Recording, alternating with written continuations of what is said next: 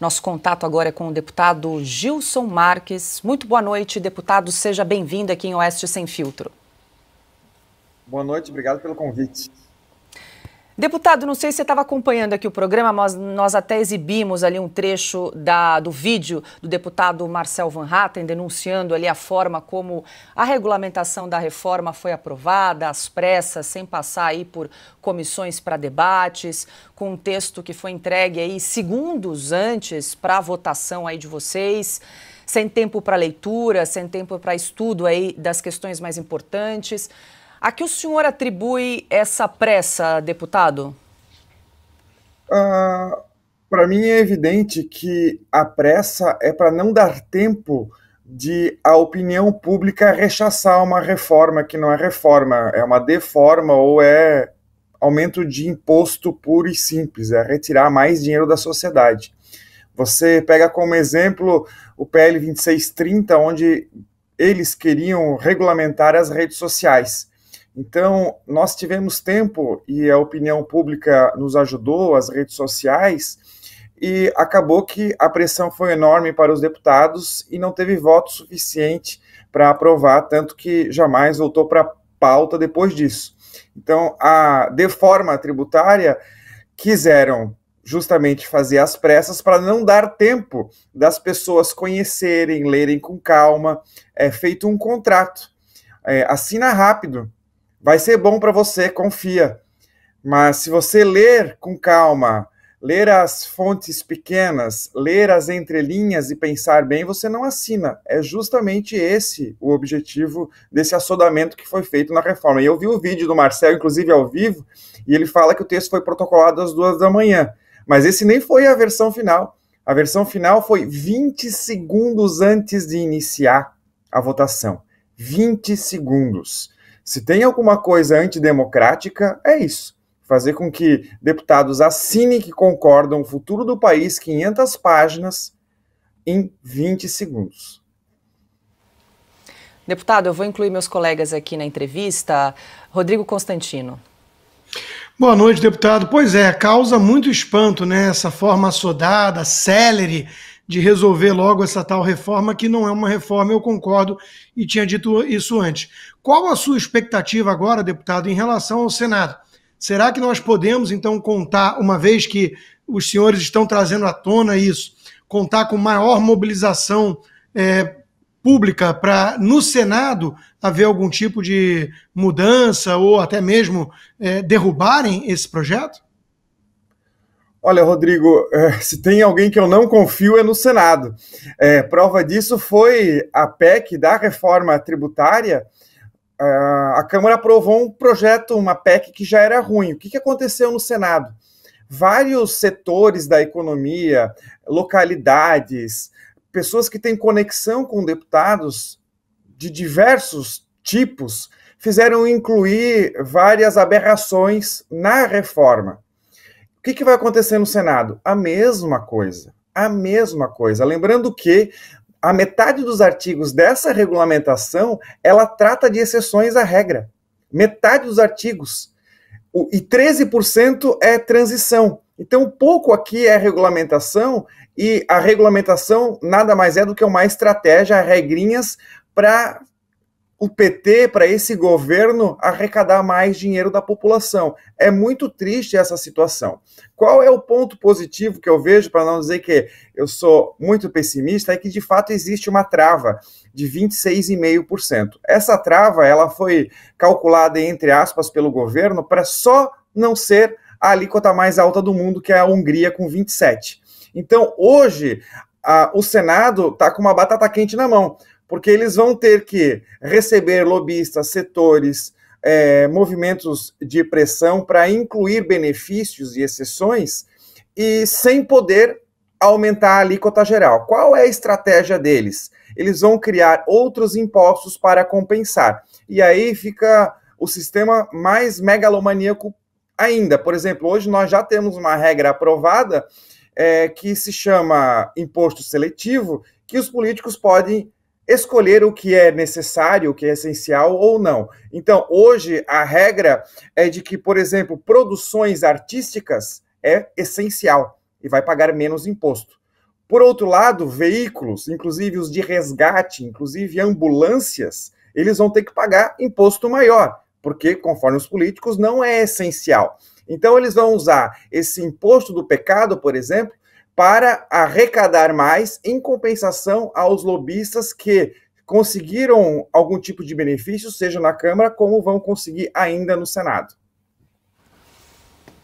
Piotr, antes de te chamar aqui para perguntar para o deputado Gilson Marques, o deputado fez menção ali ao horário em que foi entregue esse relatório de mais de 500 páginas e o início da votação. Inclusive, o deputado Marcel Van Hatten publicou na rede social o horário do protocolo em que foi entregue essas páginas. Então, tá aí, ó, a gente está exibindo na tela às 19 horas, 39 minutos e 40 segundos. E, na sequência, ele também publicou na sua rede social o horário da votação. Tá lá, a votação iniciada em 10/7 às 19 horas e 40 minutos, portanto 20 segundos depois da entrega do relatório, e a votação foi encerrada às 19 horas e 54 minutos, 14 minutos depois eles liquidaram a fatura, Piotr. É entregue para você perguntar para o deputado.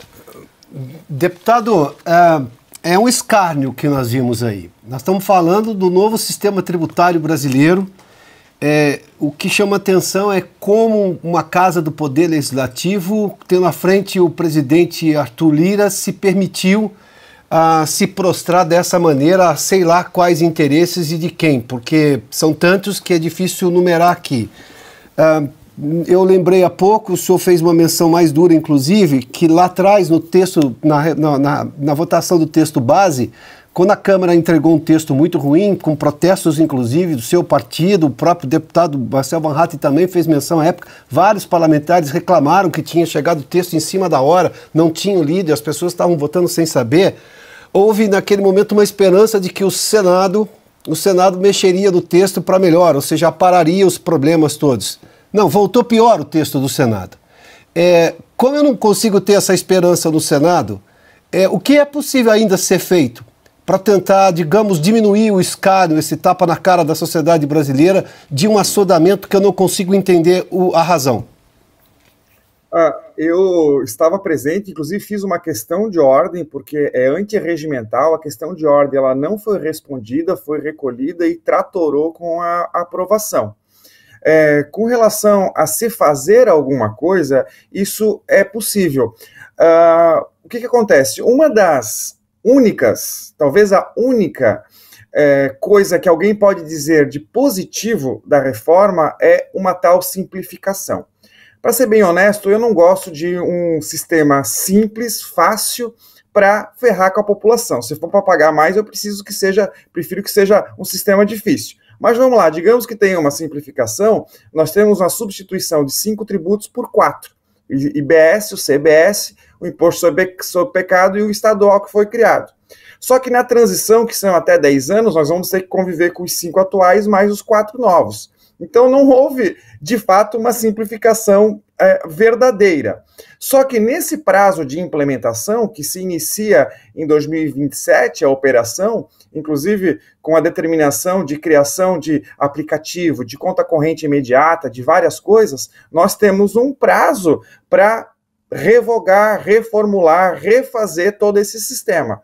É uma coisa simples? Não, porque o caminho de revogar normas é o mesmo caminho de se aprovar normas. Lembrando que isso é só em 2027 que vai se fazer efeito adiante, nós temos uma eleição em 26. Então, falando de o que pode ser feito, é uma grande renovação em 2026, dar um cavalinho de pau na política nacional e tentar revogar essa quantidade enorme de besteiras que estão sendo feitas aí a partir de 2023. E você fez um questionamento, qual é o objetivo, qual é o interesse? Eu te diria o principal interesse. O principal interesse é centralização de poder, de recursos, de atribuição. Essa reforma, ela faz isso. Por exemplo, o imposto sobre pecado, ele vai todo para o governo federal. É feito um conselhão, a DARF que é paga no município, o dinheiro cai lá no conselhão, no governo federal, que é ele que vai fazer a distribuição. O que nós estamos vendo aqui é muito mais Brasília e menos Brasil. Então, é isso que os políticos de Brasília, sejam do executivo, seja do legislativo, querem: mais recursos, mais atribuição e mais poder. Inclusive, o outro comentarista falou das emendas parlamentares.